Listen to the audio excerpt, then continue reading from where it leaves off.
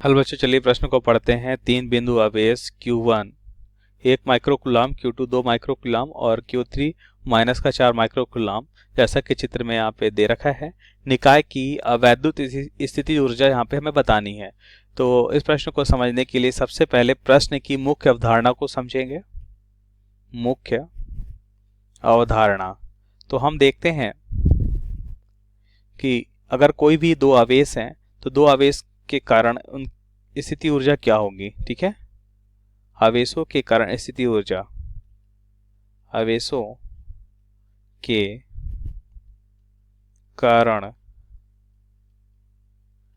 स्थितिज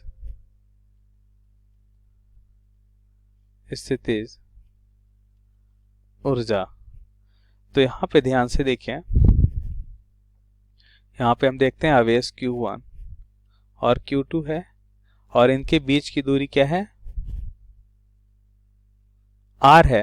तो इनकी स्थिति ऊर्जा U बराबर क्या हो जाएगा, K Q1 Q2 बटा R। यहाँ पे K का मान क्या होता है, 9 गुणा 10 के घात 9 होता है। अब प्रश्नानुसार उत्तर को समझते हैं।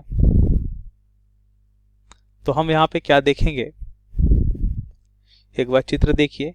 Q1 और Q2 के कारण हमें स्थिति ऊर्जा मिलेगी, Q2 और Q3 के कारण, और इसके साथ ही Q3 और Q1 के कारण। तो पहले तो हम सूत्र लिख लेते हैं। कुल स्थिति ऊर्जा हो जाएगी U1 plus U2 plus U3, और तीनों स्थिति को अगर हम लिखें तो U बराबर हो जाएगा K Q1 Q2 बटा R plus K Q2 Q3 बटा R, ये R1, इसे R2 और इसे हम R3 लिखते हैं, K Q1 Q3 बटा R3। तो यहां से देखिए U बराबर क्या हो जाए, K यहाँ पे कॉमन कर लेते हैं, 9 गुणा 10 के घात 9 कॉमन हो गया। अब Q1 और Q2 देखते हैं। तो Q1 कितना हो जाएगा, 1, Q2 2 और Q3 माइनस का 4 है। दूरी 1 और 1 मीटर है। ठीक है, तो Q1 और Q2 की बात करते हैं सबसे पहले।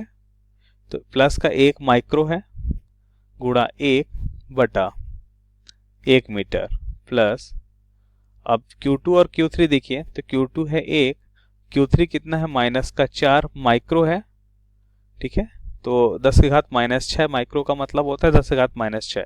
ये कॉमन हो जाएगा, इसे हम लास्ट में लिख लेते हैं कॉमन करके।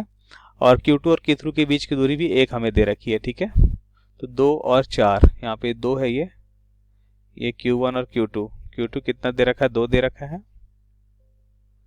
बटा 1 प्लस, अगेन हम यहाँ पे देखते हैं Q1 और Q2 के तो हमने कॉमन कर लिया है। Q1 और Q3 है, Q1 1 है, Q3 माइनस का 4 है, बटा इनके बीच की दूरी क्या हो जाएगी, 2 हो जाएगी। देखिए Q1 और Q3 के बीच की दूरी 2 मीटर होगी, 2, और माइक्रो है 10 के घात माइनस 6, और दूसरे के कारण भी 10 के घात माइनस 6, क्योंकि हम यहाँ पे देखते हैं 1 माइक्रो कूलाम है और ये 2 भी 2 माइक्रो कूलाम है। इसी तरह 4 माइनस 4 भी 4 माइक्रो कूलाम है, इसलिए यहाँ पे लिख सकते हैं 10 के घात माइनस 6, 10 के घात माइनस 6। तो 10 के घात माइनस 6, 10 के घात माइनस 6, तो U बराबर हमें क्या मिलेगा, 9 गुणा 10 के घात 9, फिर हमें मिलेगा 2 माइनस का 8, और ये हो जाएगा माइनस का 2 गुणा 10 के घात माइनस का 12।